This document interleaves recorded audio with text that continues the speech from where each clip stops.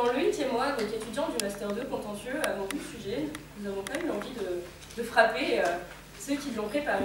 Nous avons été très contents et avons même souri à la vue des différents sujets tirés. Or, après le succès de Venez comme vous êtes, Ronald McDonald s'est référé à son nouveau chargé de communication, M. Jérôme Cahuzac, afin de trouver un nouveau slogan. Après moult tergiversations et autres poules aux antibiotiques, le royaume de la frite et du sundae caramel a opté pour frauder ses chouettes. N'ayant pas souhaité s'exprimer sur la dénationalisation du Big Mac, le happy exil de McDonald's vers le Grand-Duché est tout aussi choquant qu'un Châteauneuf-du-Pape nationalisé mexicain, qu'un Ricard roumain, qu'un sushi vosgien, qu'une escalope milanaise française, qu'une frite asiatique ou qu'un Depardieu russe. Or, le dieu du hamburger, optimiste dans la fraude, décide de se tourner vers un nouveau paradis fiscal pour enfin pouvoir exploiter plus pour gagner plus sans le moindre effort. La dénationalisation du Big Mac est vécue comme une trahison, tout paravolo, et la bavaroise luxembourgeoise risque de passer à la trappe face à la sauce ketchup mayo et au steak pré-mâché. McDonald's frappe fort et oblige une remise en question culturelle de la part du Grand-Duché. En effet, le Luxembourg souffre d'une culture ambiguë, coincée entre le géant allemand et l'impérieuse France. Or, au lieu de valoriser sa richesse culinaire en empruntant les mets de chacun de ces pays, le luxembourgeois devra désormais se contenter de potatoes réchauffées. Triste nouvelle lorsque l'on sait que Georges Pompidou disait que l'impôt est à la fraude, ce que l'ombre est à l'homme.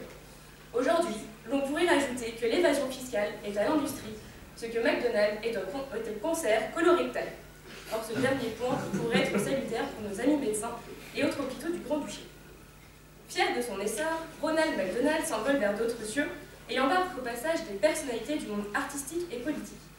Notre douce France doit ainsi saluer les départs de Gad Elmaleh et de Claude Guéant, qui ont pris le parti de s'évader vers d'autres horizons bancaires.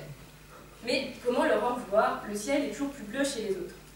Et, à la vue des personnalités exilées, ne peut-on pas être fraudé une fois de plus et dénationaliser Patrick Sébastien et ses sardines? Le Kirchberg, quartier d'affaires du Luxembourg, voit ainsi s'implanter une nouvelle holding, aggravant la morosité grisâtre du paysage.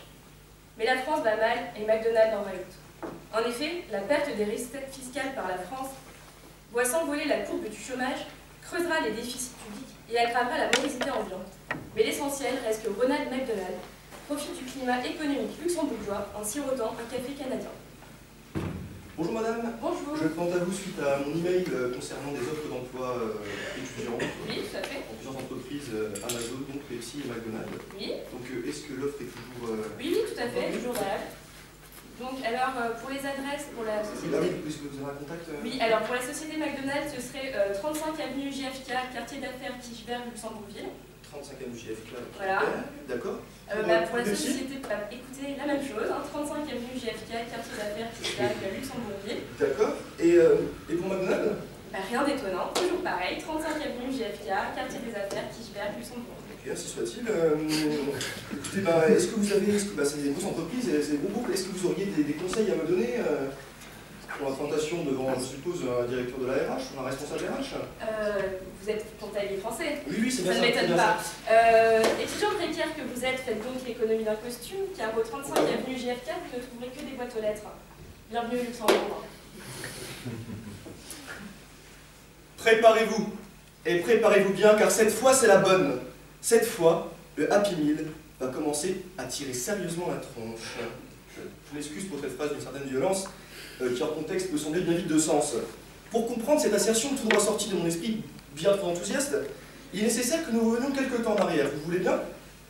Nous sommes le 26 février 2015, à la frontière luxembourgeoise, en Meurthe-et-Moselle, dans la région de Longwy. Oui, alors petit aparté, pour ceux qui nécessitent des précisions culturelles et ou géographiques, reportez-vous à l'italien le plus proche de vous, il sera. D'ailleurs, pour préciser, en ce jeudi matin, comme tous les jeudis matins dans la région, la température est à peu près aussi agréable qu'un réveil dans une colonne pour 4 mètres carrés, à la prison de Charles-III. En bref, rien d'anormal. Alors que le frontalier monte dans sa voiture, l'esprit guilleré est disposé à affronter les 2 heures d'embouteillage qui le séparent de son travail, qui ne se situe pourtant qu'à 30 km de son domicile, 8h30. Le frontalier arrive à son lieu de travail. Bien moins badin, résultat conjugué du trafic autoroutier, mais aussi et surtout à cause du remplacement de Bouvard par Ruquier à la présentation des grosses têtes. 8h32. Le frontalier se saisit négligemment du quotidien luxembourgeois francophone, gratuit, l'essentiel, et il apprend qu'un radar mobile a été installé sur son trajet quotidien sur la seule portion d'autoroute sur laquelle il se permet des petites folies. Sa future contravention ne manquera pas d'égayer le repas du soir, d'habitude si moribond. 9 h, le frontalier s'installe à son poste de travail, parcourt négligemment son journal et s'attelle à la tâche, sans se douter qu'il vient de manquer l'information d'actualité de la journée. Eh oui. Ce naïf ignore en effet purement et simplement que le fleuron du journalisme d'investigation français, dont je tairai le nom, mais le logo c'est un M blanc sur un fond noir, et non, c'est pas Madame Figaro, vient de publier sur son site internet un article corrosif accusant certaines entreprises, dont celle au M jaune sur un fond vert, d'avoir perpétré les pires horreurs fiscales au Luxembourg, qui ne manquerait pas de donner la digestion de Sunday Caramel à nos plus célèbres évadés fiscaux, c'est dire. Des sommes dissimulées par la fraude fiscale dépassant le milliard d'euros sont avancées. Un cataclysme sans précédent est annoncé pour McDonald's. Jean-Claude Juncker, que j'appellerai Genk, qui est le surnom, comme vous le savez, officiel de tous les Jean-Claude du Luxembourg, et aussi président de la Commission européenne, est accusé à demi-mot de collusion avec Xavier Bettel, Premier ministre luxembourgeois, afin d'entreprendre une épuration de certaines malversations d'un paradis fiscal, comme l'écrit subjectivement ce pamphlet au ton si juste. Selon le quotidien, pour résumer, rien ne peut plus sauver McDo. Ils sont cernés. Vous me demanderez sans doute, que reste-t-il à faire pour sauver le Grand-Duché empêtré dans son système de tax rulings, à l'existence désormais connue de tous? Et je les vois déjà, tous les bien-pensants, qui rejoindront cette guerre contre les paradis fiscaux. Vous savez, ce clan bien plus avantageux quand on n'a pas d'argent à cacher. Oh oui, je les vois et je les entends déjà, mais je ne m'y joindrai pas. Au diable les accusations et les pamphlets. Oubliez le j'accuse de Zola. Au feu cette société bien pensante qui souhaite retirer au Grand-Duché la seule attraction touristique qui lui reste. À bas la jalousie. Il n'y a qu'un seul sentiment en moins pour toi, Grand-Duché de Luxembourg, et celui-ci est inspiré par la chaleur épistolaire des lettres de la marquise de Merteuil, et non par les froides accusations de mes concitoyens. Luxembourgeois, luxembourgeoise, c'est bien une lettre d'amour que je vous livre présentement. Et si celle-ci n'est qu'un embryon du soutien inextinguible que je vous apporte, elle fera date, j'en suis persuadé, dans l'histoire du pays, au diesel low cost. Jean-Claude, toi, président de la Commission européenne, ne te laisse jamais, au grand jamais, attendrir par les discours des autres dirigeants européens. Reste l'homme de poigne que tu as toujours été, guidé par ton charisme, aux doux arômes de naphtaline. Toi, président, fais fi des attaques de ces villes maroufles contre ce système de tax rulings si savamment élaboré et marque de fabrique de tous les loups de Wall Street de ta nation. Toi, président, n'oublie jamais au grand jamais que ces accords obscurs sont telles les majestueuses pyramides du Caire, qui ne livreront jamais leurs secrets. Ces pyramides dans lesquelles nos plus brillants archéologues sont entrés mais s'évertuent encore à retrouver leur chemin de par la complexité de leur architecture. Mais toi, président aux instincts belligérants, qui veut créer une armée de l'Union européenne, veux-tu réellement couvrir les arrières d'une armée de clowns tristes à l'arrière odeur de frites? Délaissons maintenant cette subtile anaphore de ma conception, car l'heure est grave. L'heure est grave car mon hommage, dans toute la majestuosité que je souhaite désespérément lui donner, sonne creux. Et il sonne creux car il n'a de sens que s'il est déclamé avec conviction. Et ma conviction, mon Genk, comme la confiance de Macron dans son système, elle s'effrite. Ah, bien sûr, pour eux, ces préoccupations sont presque lointaines, tant le Big Mac de l'alimentaire américain est puissant. Mais merde, quoi, tu t'es fait avoir comme un bleu, Jean-Claude. Pour le reste, dis à son successeur à la tête du gouvernement, M. Xavier Bettel, qui ne touche à rien. C'est pas fait. Ah si, avec l'alliance démocrate-chrétien-socialiste au gouvernement, on tient un truc, hein, c'est le maxi best-of de l'union politique improbable. Mais revenons un instant à ce petit frontalier, qui se trouve à des lieues de savoir ce que ses patrons trament en secret. Il n'est pas seul. Et lui, comme moi, je le sais. Mais nous sommes prêts.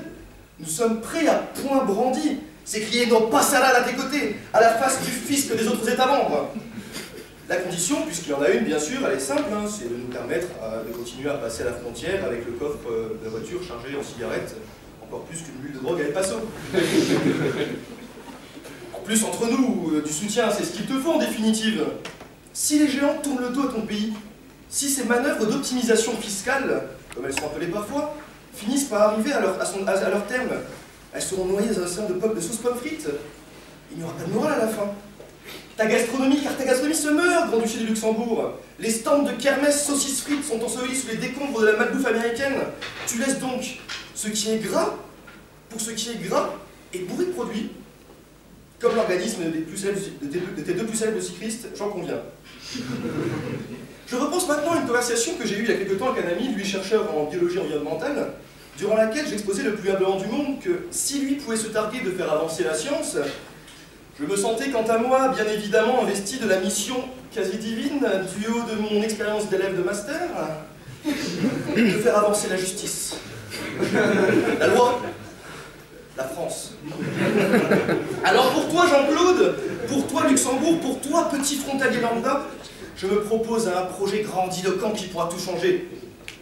Car moi, grand-duc du Luxembourg, je serai l'homme providentiel dont ce pays a besoin, le véri parfait de la couronne. Alors Luxembourg, si tu veux continuer à t'en mettre plein les poches sur le dos des plus grandes entreprises, quand il s'agira de choisir ton nouveau souverain, n'hésite plus et n'hésitez pas, votez pour moi. Mais Loïc, La morale dans tout ça? la morale dans tout ça, Tu la connais. mais oui, c'est qu'il nous reste Burger King.